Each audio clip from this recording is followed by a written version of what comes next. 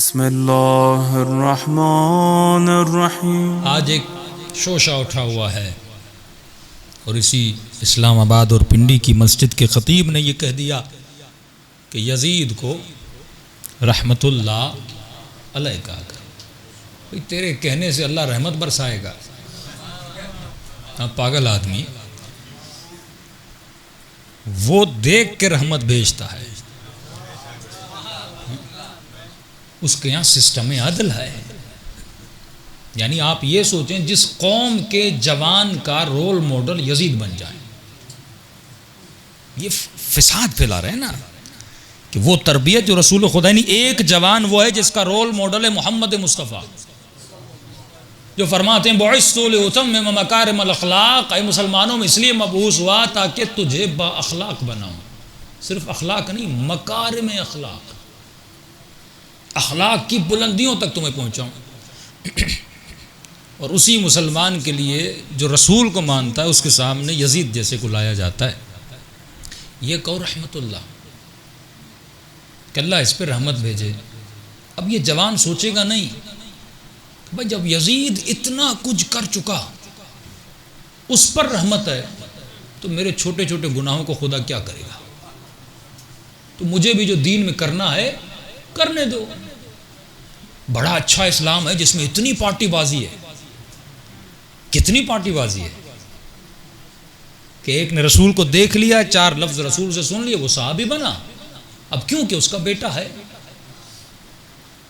تو پھر اس ملک میں کیوں چیخیں مارتے ہو اور دھاڑے مارتے ہو؟ جب سیاسی پارٹیاں باپ کے بعد بیٹا آتا ہے، بیٹے کے بعد بیٹا آتا ہے، یہ اصول پھر یہاں بھی چلاؤ۔ رسول اسی عصبیت کو توڑنے آئے۔ قرآن کہتا ہے ان اکرمکم عند اللہ اتقاکم، معیار تقوی ہے۔ لیکن جب انسان تعصب پہ اتر آتا ہے، جب یہ سوچتا ہے کہ میرا رزق خدا نہیں دے رہا، سعودیہ دے رہا ہے، جب یہ اپنے رزق کا مالک بندوں کو سمجھتا ہے تو بندوں کی تعریف کرتا ہے، خدا کی تعریف نہیں کرتا۔ اس کی ایک ریزن ہے، اس کی وجہ ہے۔ اس کی وجہ یہ ہے کہ وہ یہ جانتے ہیں کہ اگر لعنت یزید پہ بھیجی جائے گی تو اہل سنت کا ایک سب سے بڑا اصل اور بنیاد جو میں نے کہا وہ ہے عدالت صحابہ، تو وہ اصل ان کا خراب ہو جائے گا۔ کیونکہ جب پورا اہل سنت کا معاشرہ یزید پہ لعنت بھیجے گا تو یہ بچہ باپ سے پوچھے گا بابا ایسے کو بنایا کس نے تھا، ایسے خبیث کو بٹھایا کس نے تھا؟ تو سامنے جواب آئے گا کہ فلاں نے بٹھایا تھا۔ تو کیا کہے گا؟ مجھے پتا ہے کہ یزید کیسا تھا، کہ باپ اپنے بچے کو جانتا نہیں تھا، اور اس گھر میں بچے کی ایسی تربیت ہوئی کیسی؟ علی بھی تو بچے پال رہے ہیں، لیکن علی کے گھر سے حسن نکل رہا ہے، حسین نکل رہا ہے، ہاں؟ اور ان کے گھر سے بچے کیسے نکل رہے ہیں؟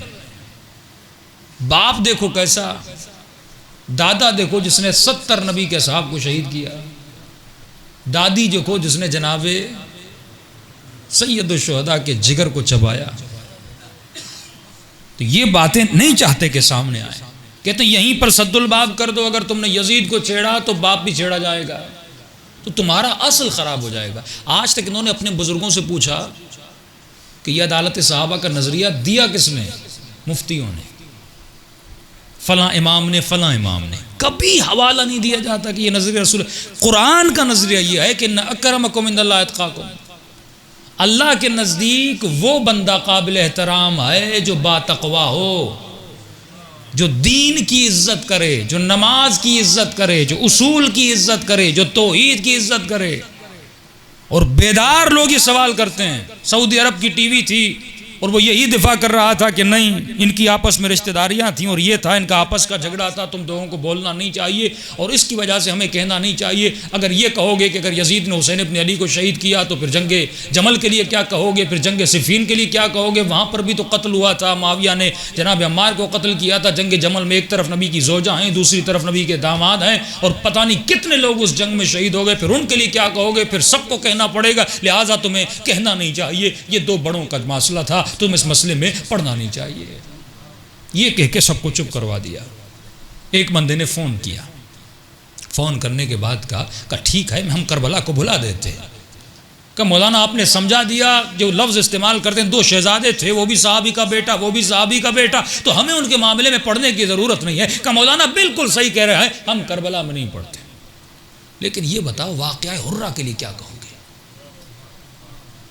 3 دن مدینے کو اپنے سپاہیوں پر حلال کر دیا،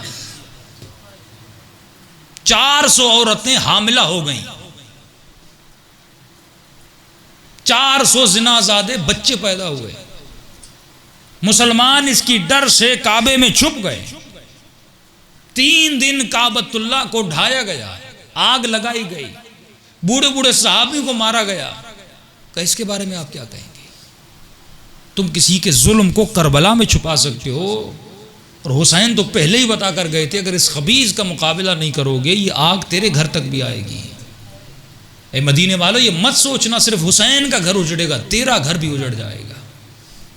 کیا گزری اس زمانے میں مدینے والوں پر جب یہ سپاہی گھروں میں جاتے تھے اور عزتوں کو پامال کرتے تھے، یہ تو تاریخ میں موجود ہے۔ تو وہاں پر اس کا منہ بند ہو گیا۔ تو ایک چیز آپ کے دشمن کا منہ بند کر سکتی ہے، اس کا نام ہے دلیل۔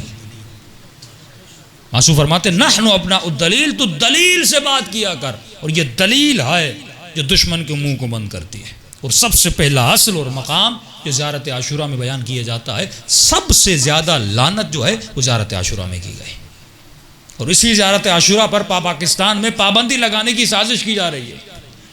کیوں کہ زیارت عاشوراء میں لعنت ہے، بنو امیہ پہ لعنت ہے، آل زیاد پہ لعنت ہے۔ بھائی اگر لعنت بھیجنا جرم ہوتا تو 41 مرتبہ خدا قرآن میں لعنت کیوں بھیجتا؟ 41 ٹائم خدا نے قرآن میں لعنتیں بھیجی ہیں۔ اس کا مطلب لعنت بھیجنا بری بات نہیں ہے، دیکھنا یہ ہے کہ کس پہ لعنت بھیجی جائے۔ تو آؤ اللہ اکبر،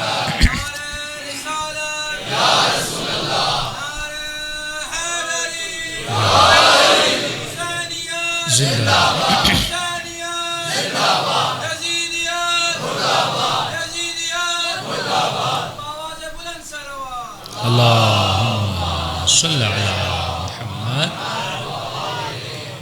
ہم تو یہ کہتے نہیں کس پہ لعنت بھیجو، ہم کہتے ہیں یہ دیکھو خدا نے کس پہ لعنت بھیجی، تم بھی اس پہ لعنت بھیجو۔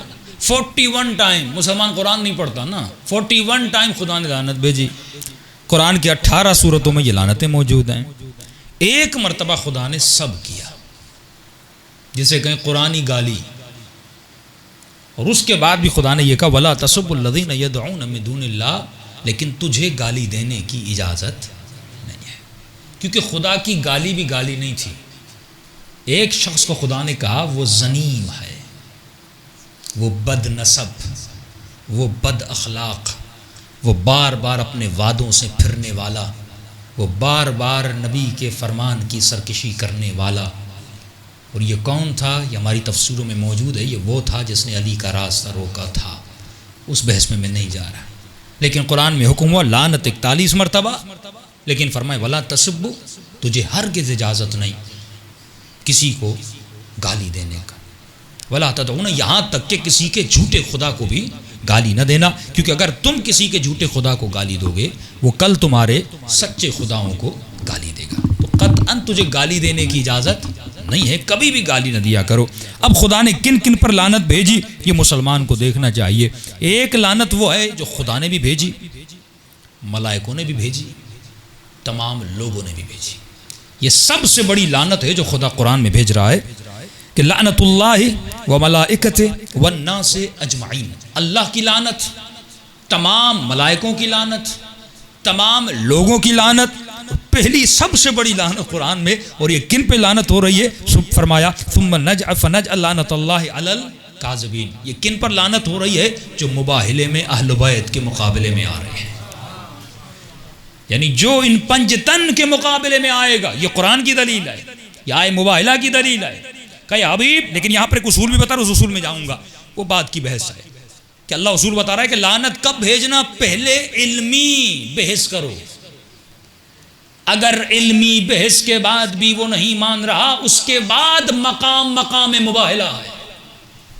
ایسے نہیں کہ دو شیعہ پر سنی لڑ پڑے اور کہ چلو موبائل پہ چلتے. فرمایا نہیں، پہلے بیٹھو علمی بحث کرو، قرآن کی دلیل دو، حدیث کی دلیل دو. اگر تم نے نبی کا فرمان بھی دیا، قرآن کی آیت بھی دی، لیکن وہ پھر بھی ماننے کے لیے تیار نہیں، فرمایا اب آؤ مباہلہ کرتے ہیں. اور اللہ کی لعنت ہو جو جھوٹ بولے. یہ قرآن کی وہ لعنت ہے جو خدا نے ان کے مقابلے میں بھیجی جو کن کے مقابلے میں آئے تھے؟ اہل بیت کے مقابلے میں آئے تھے، جو نفس رسول کے مقابلے میں آئے. فندعوا ابناءنا وابناءکم ونساءنا ونساءکم وانفسنا وانفسکم، جو ان کے مقابلے میں آئے اللہ نے ان پر لعنت بھیجی. ہمارے استاد ہیں ایران میں، انہوں نے مباہلہ کیا، لیکن فرماتے ہیں مباہلے سے پہلے ہم نے علمی بحث کی. یہی مولا علی کی شان اور خلافت پر، ان مباحث پہ، سیدہ زہرا پہ، تمام تر چیزوں پہ کا تمام تر ہم نے قرآن سے دلیل دی ہے. دینے کے بعد کیونکہ وجود میں تعصب تھا، وہ دو لڑکے تھے، انہوں نے اس کو مانا نہیں. انہوں نے پھر بھی کہا مان جاؤ، مباہلے میں جاؤ گے اللہ کا عذاب بڑا سخت ہے. یعنی جب حق اس کے سامنے آ جائے اور حق کو پہچان لے، پہچاننے کے بعد بھی حق کا منکر ہو جائے، اب اللہ کا عذاب نازل ہو جاتا ہے. یعنی آپ کے سامنے بیان کر دیا بھائی یہ قرآن کی آیت ہے، یہ حدیث ہے، یہ نبی کا فرمان ہے، پھر بھی نہیں مان رہا، اب آپ کو اجازت ہے. بیت فرماتے جاؤ اس سے مباہلہ کرو، عذاب کس پر ہوگا؟ اس پر ہوگا. کہ ہم مباہلہ ہم نے کیا، مباہلہ ختم ہو گیا. اس کے بعد انہوں نے کہا ہم پر تو کوئی عذاب نہیں ہوا. کہ دونوں چلے گئے گھر، اور گھر میں ایران میں سردی تھی. اچانک وہ جو جوان مباہلہ کر کے گیا تھا، وہ کہتے ہیں کہ ہیٹر جل رہا تھا، اس پہ گر گیا اور اس کے بدن کو آگ لگ گئی. اور جب اس کی بیوی اس کو بچانے آئی تو اس نے وہ ایک چادر لی اور چادر اس کے اوپر ڈالی، اور وہ چادر بھی پلاسٹک مٹیریل کی تھی، اور اس کو زیادہ آگ لگ گئی. کہ اس کے بعد اس کو چھپا کر دبئی لے جایا گیا تاکہ لوگوں کو پتہ نہ چلے کہ انہوں نے مباہلہ کیا تھا اور اللہ نے اس عذاب میں مبتلا کیا ہے. وہاں پر ڈاکٹرز نے پاؤں کی کھال اتاری تاکہ اوپر لگائیں اور پتہ نہ چلے. اس کھال سے، اوپر والی کھال سے وہ میچ نہیں ہوئی. کہتے ہیں مولانا اس کی بیوی فون کر کے رو رہی تھی کہ آپ میرے شوہر کو بخش دیں. اس زمانے میں بھی جو واقعاً مباہلہ کرے اور حق کو دیکھ کر اس حق کو تسلیم کرے، اس پر اللہ کا کیا ہوتا ہے؟ عذاب نازل ہوتا ہے. یہ عذاب، یہی لعنت تو ہے کہ خدا جھوٹوں، کیونکہ جھوٹ بول رہے ہیں، جانتے ہیں کہ اہل بیت حق پر ہیں، لیکن پھر بھی وہ جھوٹ بولے. جانتے ہیں کہ یزید باطل پر ہے، جانتے ہیں کہ یہ بدبخت شرابی تھا، فاسد تھا، لیکن چند پیسے اور کوڑیوں کے لیے یہ اپنے دین کو بیچ دیتے ہیں. یہ اللہ سے تجارت نہیں کر رہے، یہ آل سعود سے اور آل بنو امیہ سے تجارت کر رہے ہیں. لیکن مقام فخر ہے، شیعوں نے اگر تجارت کی ہے تو پروردگار عالم سے یا اہل بیت علیہ السلام سے. صلوات پڑھے محمد و آل محمد.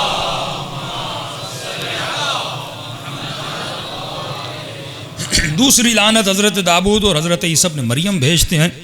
تیسری لعنت خدا اس پہ بھیج رہا ہے جو شاہد زنا ہے، جسے لعان کہتے ہیں. یعنی آدمی کسی خاتون کو، کسی مرد کو حالت زنا میں دیکھے اور گواہی دے، اس پہ لعنت نہیں ہے. اللہ کہتا ہے اس شاہد پہ لعنت ہے جو جھوٹی گواہی دے، کسی انسان کو بدنام کرے، اس کی عزت کو خراب کرے. یہ گالی بھی ہے نا کہ آپ کہیں کہ میں نے فلاں شخص کو اس حالت میں دیکھا ہے اور وہ اس حالت میں نہ ہو. یعنی جو غلط الزام لگائے خدا اس پر بھی لعنت بھیج رہا ہے. ان امتوں پہ لعنت بھیج رہا ہے جو ایک دوسرے پر لعنتیں بھیجتی تھی. وہ امتیں جو ایک دوسرے کو کافر کہتی تھی، خدا نے ان پر بھی لعنت بھیجی. خدا اس پر بھی لعنت بھیج رہا ہے جو نصارہ ہیں، مسیحی ہیں. اصحاب السبت کا نام آپ نے سنا ہوگا، خدا ان پر بھی لعنت بھیج رہا ہے. اہل کتاب جنہوں نے حقانیت کو دیکھا اور حقانیت کو مانا نہیں، خدا نے ان پر بھی لعنت. وہ یہودی مشرک جو بتوں کو سجدہ کر کے آئے تھے، آج بھی یہودی کہتے ہیں کہ ہم اس زمانے کو ان یہودیوں کے اس عمل پہ شرمندہ ہیں. یا آج کے یہودی اور خاخام ہیں، انہوں نے پورا فرمان دیا اور انہوں نے اپنا بیانیہ چھاپا کہ ہم رسول خدا کے زمانے کے یہودیوں کو اس عمل پہ شرمندہ ہیں. اتنا محمد کی دشمنی میں آ گئے تھے کہ اپنے اصول کو بھلا دیا تھا. کہ یہود میں ہے کہ کبھی بتوں کو سجدہ نہیں کرنا، لیکن رسالت کی دشمنی میں جاتے ہیں بت پرستوں کے پاس اور کہتے ہیں ہم تمہارے بتوں کو سجدہ کرتے ہیں، آؤ مل جاتے ہیں اور مصطفیٰ کو شکست دیتے ہیں. کہ آج کا مسلمان اسی یہودیت کے کردار پہ اتنا شیعت کی دشمنی میں اتر گیا کہ اسرائیل کے ساتھ ہاتھ ملانے پر تیار ہے کہ صرف شیعہ کو شکست دے دیں. لیکن جس کے ساتھ خدا ہو، جس کے ساتھ حق ہو، نہ تم کل اس کو شکست دے پائے تھے، نہ تم آج اس کو شکست دے پاؤ گے. صلوات پڑھے محمد و آل محمد.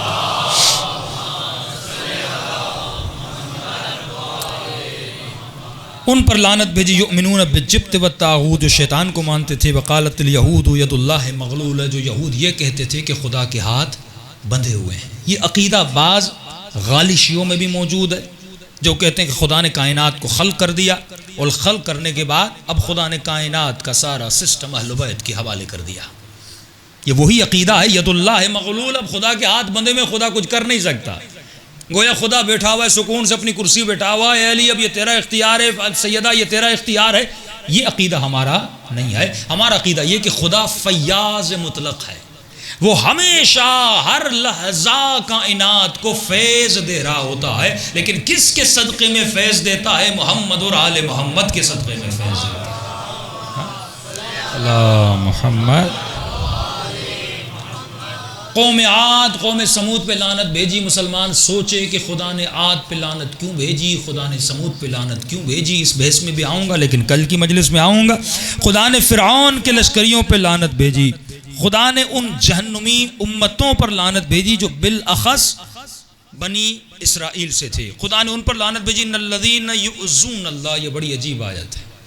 شیعہ ان پہ لعنت بھیجتا ہے جن پر خدا نے لعنت بھیجی۔ قرآن پڑھ تجھے پتا چلے کہ شیعہ کن پر لعنت بھیجتے ہیں۔ یہ دلیل قرآنی ہے جو آج کہتے ہیں کہ یزید پہ لعنت نہ بھیجو، جو آج کہتے ہیں کہ یزید کے باپ پہ لعنت نہ بھیجو، جو آج کہتے ہیں کہ جنہوں نے سیدہ کو اذیتیں دی ان پہ لعنت نہ بھیجو۔ قرآن کی آواز آتی ہے ان الذین یؤذون اللہ ورسولہ لعنت اللہ فی الدنیا والآخرہ، اللہ کی لعنت ہے ان پر جنہوں نے رسول کو اذیت دی۔ وَأَعَدَّ لَهُمْ عَذَابًا شَدِيدًا، اور خدا ان پر شدید ترین عذاب نازل کرتا ہے جنہوں نے کس کو اذیت دی؟ میرے رسول کو اذیت دی۔ اور رسول خدا کا فرمان ہے جو تمام تر اہل سنت کی کتابوں میں موجود ہے کہ جس نے میری بیٹی کو اذیت دی اس نے مجھے اذیت دی، اور جس نے مجھے اذیت دی اس نے خدا کو اذیت دی۔ اب بتاؤ یہ اصول کون بنا رہا ہے؟ رسول خدا بنا رہے ہیں۔ فاطمہ بضعۃ منی، فاطمہ میرے جگر کا ٹکڑا ہے۔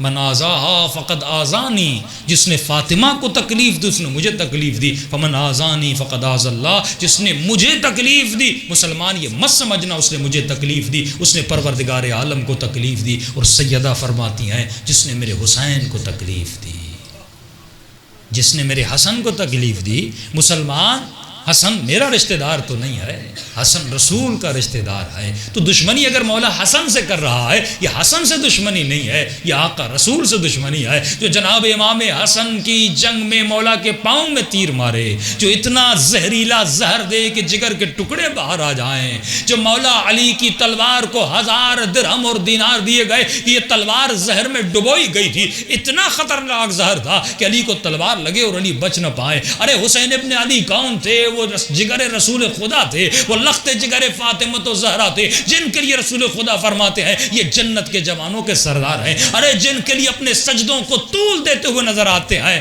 اسی حسین کو کربلا کے میدان میں شہید کیا جاتا ہے۔ وہ کس کا بیٹا تھا جس نے اس کو شہید کیا تھا؟ ذرا تاریخ میں پڑھ کے رسول خدا کیا فرماتے ہیں بنو امیہ کے لیے، ذرا تاریخ میں پڑھ کے رسول خدا بنی تمیم کے لیے کیا فرماتے ہیں۔ یہ آج کل میں نے کلپ سنی اور میں نے کراچی میں بھی یہ جملہ بیان کیا تھا کہ رسول خدا کس کی سواری کو دیکھ کر یہ جملہ فرماتے ہیں کہ رسول خدا ایک سواری کو دیکھتے ہیں، فرماتے ہیں اس سواری کے سوار پر بھی لعنت ہے، اس سواری کو چلانے والے پر بھی لعنت ہے، اس سواری اور اس سوار کو جو ہانک رہا ہے اس پر بھی لعنت ہے۔ ذرا اپنی کتابی کو کھول اور ان اشخاص کے نام کو دیکھ، یہ وہی اشخاص ہیں جن پر لعنت حسین زیارت عاشورہ میں بھیج رہے ہیں۔ آج زیارت عاشورہ کو پڑھ اور تجھے پتا چلے کہ چھٹے امام جعفر صادق علیہ السلام کی یہ دعا ہے۔ یہ دعا کسی شیعہ کی بنائی ہوئی دعا نہیں ہے، یہ اہل بیت سے ملی ہوئی زیارت ہے، جس میں امام فرماتے ہیں کہ وہ کون تھے جنہوں نے حسین کو اذیتیں دی، وہ کون تھے جنہوں نے حسن کو اذیتیں دی، وہ کون تھے جنہوں نے رسول خدا کو اذیتیں دی، وہ کس کا خاندان تھا جس نے جناب حمزہ کے جگر کو چبایا تھا۔ تو یہ دشمنی اس خاندان کی رسول سے دشمنی تھی، یہ رسول سے دشمنی نہیں ہے، یہ خدا سے دشمنی ہے۔ صلوات پڑھے محمد و آل محمد۔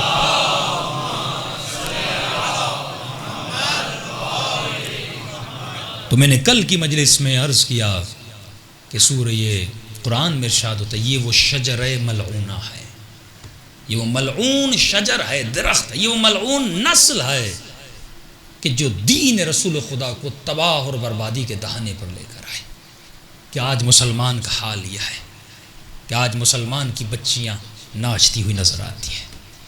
آج مسلمان کے بچے وہ سعودی عرب جس پہ تم ناز کرتے تھے وہاں پر امریکہ سے ڈانسر بلائی جاتی ہیں, امریکہ سے سنگر بلائے جاتے ہیں, وہاں پہ جوا کے اڈے لگائے جاتے ہیں. ارے جن کے دین کے آباء و اجداد اور جن کے ماننے والے جس بنو امیہ کے وہ کرتے درتا ہیں وہاں پر یہی چیزیں نظر آئیں گی. لیکن تم اس ملک میں آج جہاں پر علی کا نام بلند ہے وہاں پہ تجھے امام رضا کا حرم نظر آئے گا. اس حرم میں تجھے لوگ عبادت کرتے ہوئے نظر آئیں گے. ذرا تو عراق آ جا جہاں پہ علی کے ماننے والے ہیں, وہ اپنا مال ان چیزوں پہ نہیں لٹاتے, وہ اپنا مال اربعین حسین پہ لٹاتے ہیں, وہ اپنا مال لوگوں کی خدمت میں لٹاتے ہیں, وہ زیارت حسین اور نواز حسین سے محبت پر اپنی جانوں کو قربان کر دیتے ہیں, کیونکہ یہ نظریہ یہ تربیت ہمیں حسین ابن علی نے دی. اگر واللہ اگر آج حسین نہ ہوتے, اگر آج ہم نے مولا حسین کو فالو نہ کیا ہوتا, آل رسول کو فالو نہ کیا ہوتا, آج بھی ہمارا حال یہ ہوتا جو مسلمانوں کی امتوں کے لیڈرز کا حال ہے. لیکن آج اگر ہمارا تھوڑا بہت دین بچا ہوا ہے تو یہ آقا حسین کی قربانی اور مولا کی مجلس میں آنے کا صدقہ ہے. صلوات پڑھے محمد و آل محمد.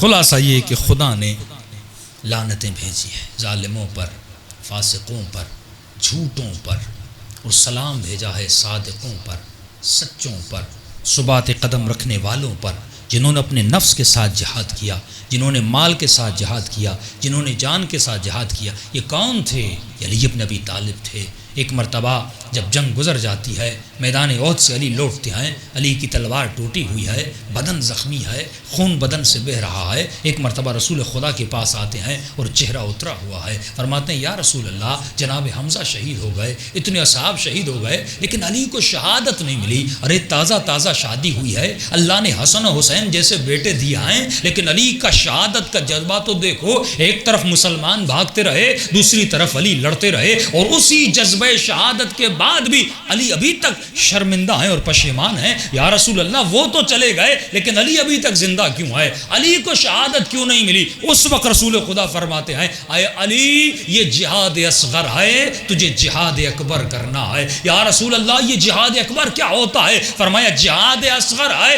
جسم سے لڑنا, جہاد اکبر ہے اپنے نفس سے لڑنا. تو علی نے ہمیں نفسوں سے لڑنا سکھایا, اور حسین کربلا میں نفس سے لڑنا سکھاتے ہیں کہ وہ جو نفس سے لڑ جاتا ہے وہ حسین بن جاتا ہے, اور جو نفس کا غلام بن جاتا ہے اسے یزید کا نام دیا جاتا ہے. صلوات پڑھے محمد و آل محمد.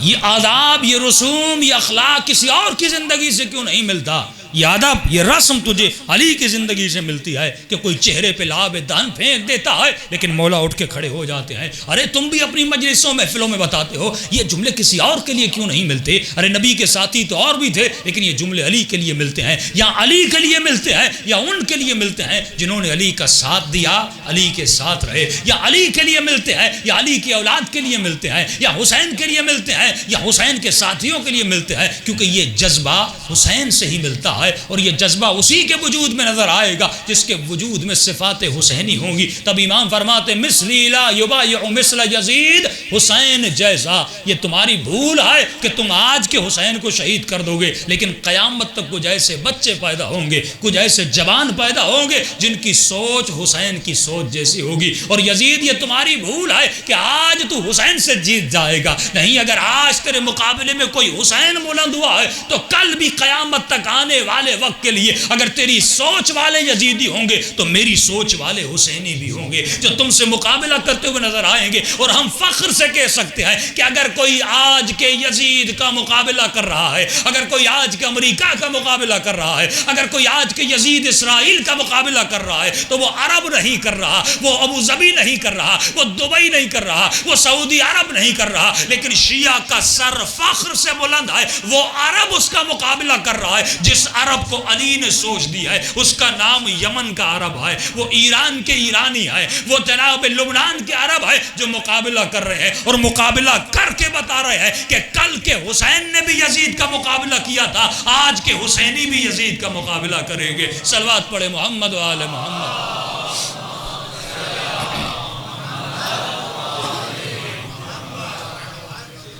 یہ اسی سوچ کا تسلسل ہے جو آپ کو نظر آتا ہے۔ آج ہمارے بچوں میں کیوں موت کا خوف نہیں؟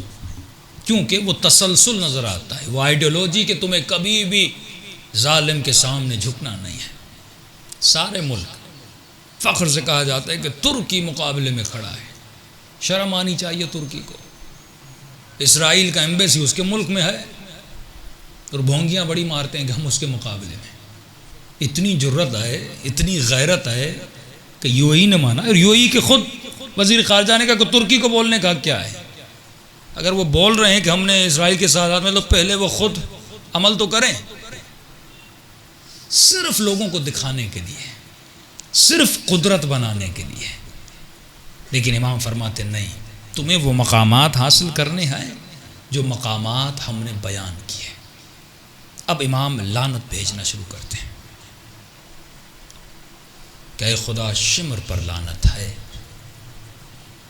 مولا، یہ شمر کے نام پہ لعنت ہے، اس کے جسم پہ لعنت ہے؟ فرمائے شمر کی فکر پہ لعنت ہے۔ شمر کو شمر بنایا شمر کی فکر نے۔ ان اکرمکم عند اللہ اتقاکم، اگر تمہاری فکر تقوی والی فکر ہے تو تم عظیم بن جاتے ہو۔ چاہے تم نبی کے بیٹے ہو، نوح کے بیٹے ہو، لیکن اگر تمہاری فکر شیطانی ہے تو خدا کیا کرتا ہے؟ لعنت بھیجتا ہے۔ یہ لعنت عمر سعد پر ہے؟ فرمایا نہیں، یہ لعنت عمر سعد کی فکر پر ہے۔ القابات دیے گئے، کوئی خال المومنین ہے، کوئی پتہ نہیں کیا المومنین ہے۔ جب تم لقب بھی دینے آتے ہو تو سامنے لفظ مومن لاتے ہو، جس سے مومنوں کا خالو بنا رہے ہو، پہلے اسے تو مومن بننے دو۔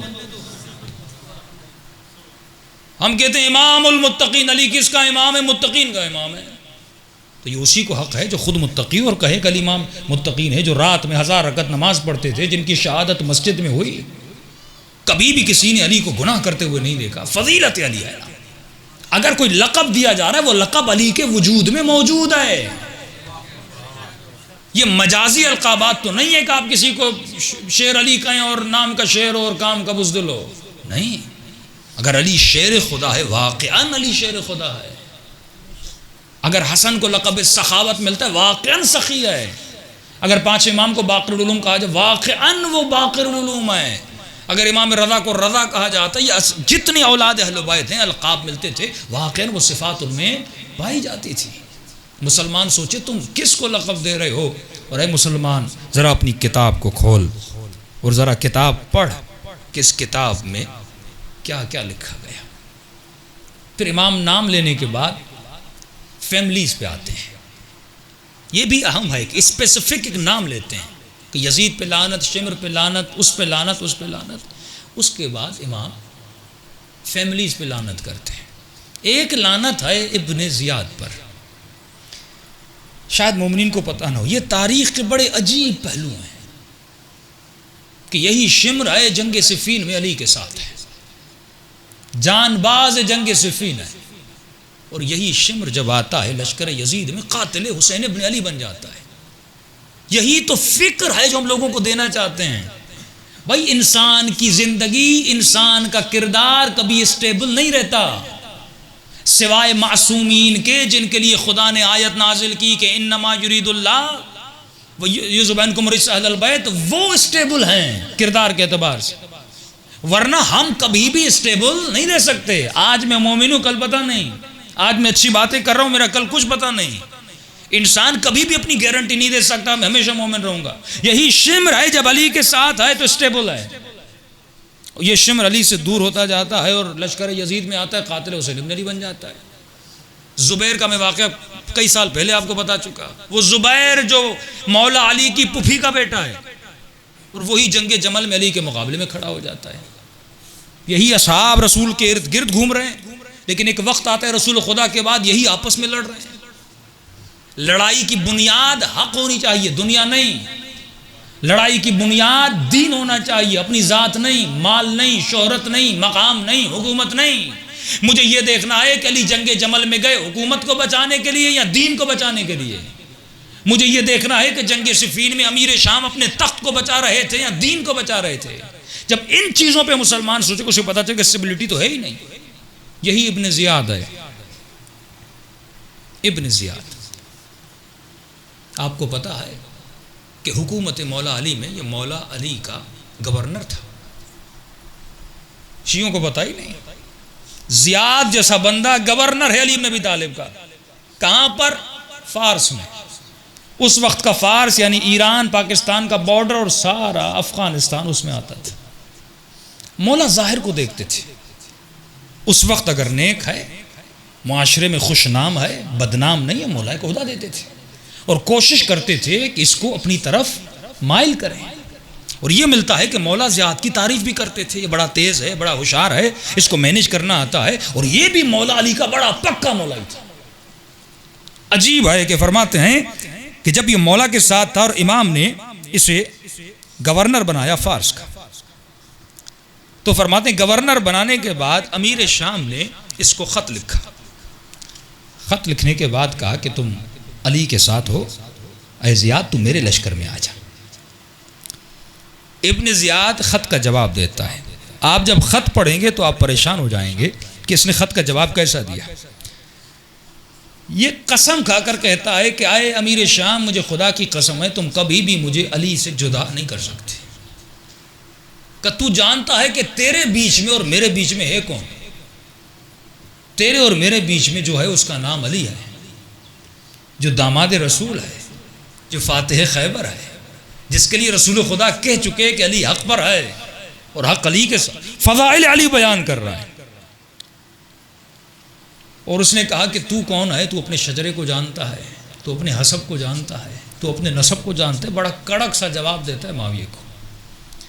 لیکن ایک وقت آتا ہے معاویہ اسی زیاد کو اپنے پاس بلا لیتا ہے۔ میں حوالوں کو ڈھونڈنے کی کوشش کر رہا ہوں لیکن مجھے مل نہیں رہا۔ بلانے کی کوشش کرتا ہے اور اس کے بعد اس کو بلاتا ہے۔ اب غور مومن کو یہ کرنا ہے کہ ابن زیاد بنا کیسے؟ یہ خط و کتابت تاریخ میں موجود ہے، آپ طبری پڑھیں، طبری میں بڑے سارے واقعات موجود ہیں۔ ابن زیاد کی ایک کمزوری تھی، جب امام زیارت عاشورہ میں اس پہ لعنت بھیجتے ہیں، وابن مرجان کہتے ہیں، باپ کا نام ہی لیتے، اس پر لعنت ہو جو مرجانہ کا بیٹا ہے۔ صلوات پڑھے محمد و آل محمد پر۔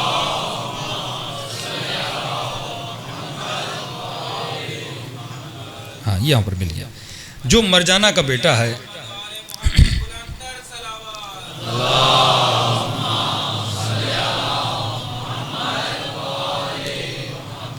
وعجل فرجہم، فرمایا لعنت اس پر جو ابن مرجانہ کا۔ امام عرب میں اگر ماں کے نام سے کسی کو بلایا جائے یہ اس کی توہین ہے۔ یہودی فخر کرتے ہیں ماں پر، وہ ہمیشہ ماں کے نام سے پکارتے ہیں۔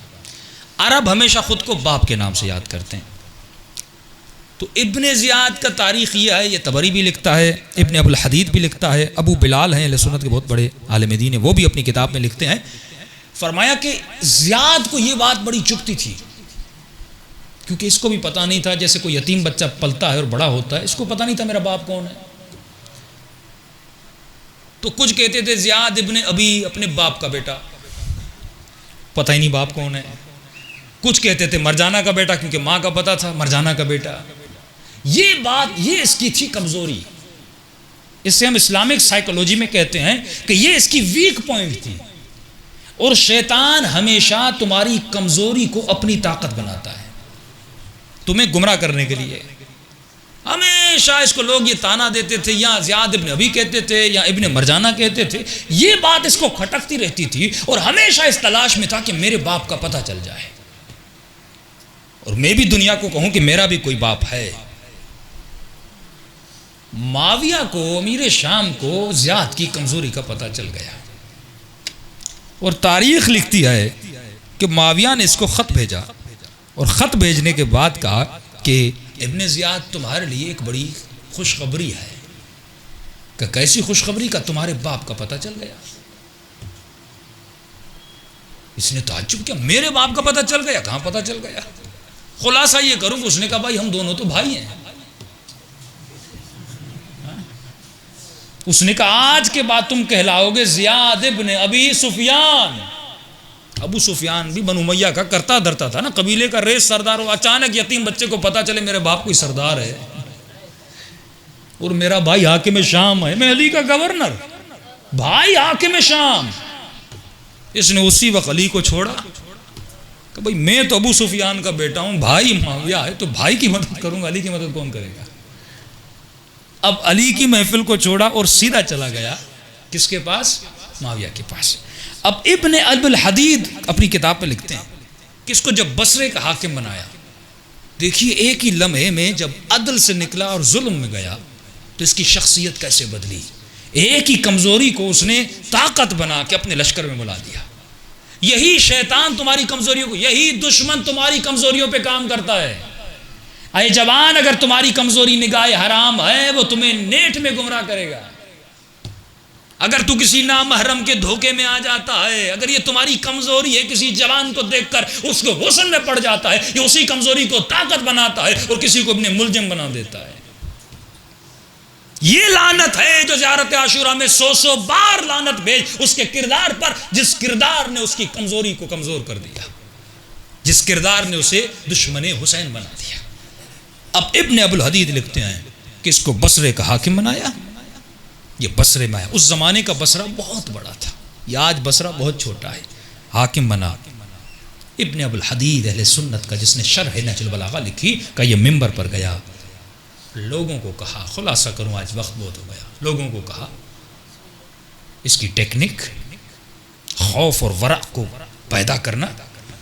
لوگوں کو کہا کہ نماز عشاء کے بعد قاری سورہ بقرہ پڑھے گا اور بقرہ کے ختم ہونے تک مجھے سب لوگ گھروں میں نظر آنے چاہیے. بصرے کی گلی میں بھی اگر مجھے کوئی نظر آیا میں اسے قتل کر دوں گا. حکم دیا اس نے. ابن ابو الحدید کہتا ہے کہ پہلی رات سورہ بقرہ ختم ہوئی اور گلیوں میں گئے، 700 لوگ ملے. 700 لوگوں کے گلوں کو کاٹا گیا. دوسرے دن 500 لوگ ملے، دوسرے دن 500 لوگوں کو مارا گیا. تیسرے دن ایک آدمی ملا اور وہ آدمی بھی وہ تھا جو بصرے کا نہیں تھا، بیچارہ باہر سے آیا تھا. ایک بدوی عرب تھا، اسے پتا بھی نہیں تھا شہر میں یہ اعلان ہوا ہے. بیچارہ اپنا اونٹ لے کر آیا اور اونٹ کو چرا رہا تھا. سپاہیوں نے پکڑا، ابن زیاد کے پاس لے گئے. اس نے زیاد کو کہا بھائی مجھے تو پتا ہی نہیں تھا، پتا ہوتا میں شہر میں آتا ہی نہیں. زیاد نے کہا نہیں، اگر قانون کو نافذ کرنا ہے تو تجھے مارنا پڑے گا، اور اسے مار دیا. وہاں پر ایک نبی کا چاہنے والا اٹھتا ہے، فرماتا ہے ابن زیاد، یہ جو تم حکم چلا رہے ہو، یہ جو ظلم کر رہے ہو، یہ شریعت مصطفیٰ نہیں ہے. یہ جو حدیں جاری کر رہے ہو یہ رسول کا قانون نہیں ہے، تمہارا اپنا بنایا ہوا قانون ہے. کیا تم نے قرآن نہیں پڑھا؟ من قتل نفسا بغیر نفس او فساد فی الارض فکانما قتل الناس جميعا. جس نے ایک انسان کو بے گناہ مارا اس نے گویا پوری کائنات کو مار دیا. اس نے کہا یہ قرآن مجھے نہ سناؤ، اب یہاں پر وہی چلے گا جو میں کہوں گا. دین وہی ہے جو زیاد کہے، شریعت وہی ہے جو زیاد کہے. صلوات پڑھے محمد و آل محمد.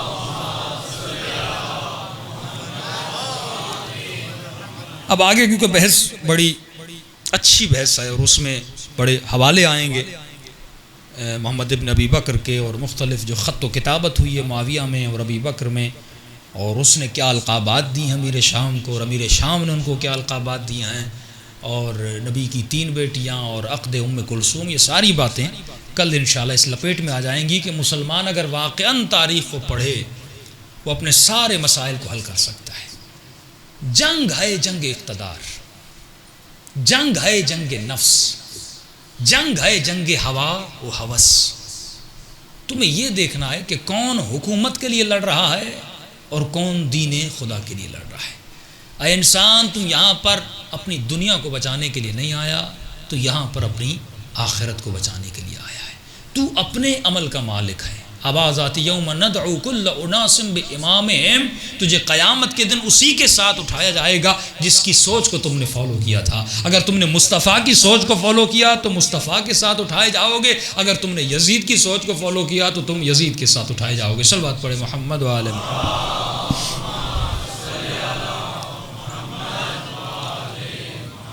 شکر کریں کہ پروردگار عالم نے ہمیں حسین جیسا امام دیا. ہمیں مولا علی جیسا نمازی امام دیا، ہمیں مولا زین العابدین، ہمارے اماموں کے القاب تو پڑھیں آپ، بناوٹی نہیں ہے۔ واللہ ایک دعا ابو حمزہ سمالی کسی اپنے اہل سنت کے بھائی کو دو۔ میرے 18 لیکچر موجود ہیں یوٹیوب پر دعائے مکارم الاخلاق پر، ٹائم نہیں ملا، اس کو ہم انشاءاللہ ایران جا کے کمپلیٹ کریں گے۔ اب دعائے مکارم الاخلاق تو سنیں، یہ مطالب، اتنا علم اہل بیت کے پاس ہے۔ یہ ظلم اہل سنت کے ساتھ ہوا کہ یہ شیعہ کتابیں نہیں پڑھتے۔ شیعہ کتابیں شیعوں نے نہیں لکھی، شیعہ کتابوں میں آل رسول کے فرامین ہیں، شیعہ کتابوں میں آل رسول کا ذکر ہے کہ مولا علی نے کیا فرمایا، مولا حسن نے کیا فرمایا، آپ کی کتابوں میں تو نہیں ہے۔ وہ چھٹے امام جس سے 6000 حدیثیں ہیں، اور اس چھٹے امام کی صرف میں نے سنا 150 سے 200 حدیثیں صحیح بخاری میں، تمہاری کتابوں میں تو آل رسول کا ذکر ہی نہیں ہے۔ ایک بیچارہ اہل سنت اگر پہچاننا چاہے بھئی رسول کی جناب سیدہ فاطمہ زہرا کی اولادیں کتنی تھیں، ان کے حوالے زندگی کیا تھا، ان کے فرامین کیا تھے، انہوں نے کیا فرمایا، کیا سمجھا، اس کو سب کچھ کہاں ملے گا؟ شیعہ کتابوں میں ملے گا۔ اور یہ تعصب ہے جو لوگوں کو اہل بیت سے دور کر رہا ہے۔ یہ اللہ کی نعمت ہے کہ خدا نے آپ کو 12 امامی بنایا، اہل بیت کے در پہ لایا، مجلس میں بلایا، اپنا ذکر کروایا، اور فرماتے ہیں انسان یہ ذکر معمولی ذکر نہیں ہے۔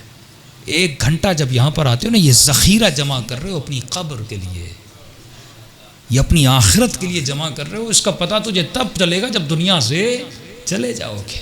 یہ وہ تجارت ہے جو تم خدا سے کرنے کا۔ اے خدا، میں نے اپنا وقت ایک ایسی محفل میں گزارا جہاں پر تمہارے نبی اور اس کی آل کا ذکر ہو رہا تھا، جہاں پر میں اپنے نفس کو پہچان رہا تھا اور اپنی روح کو بلند کر رہا تھا۔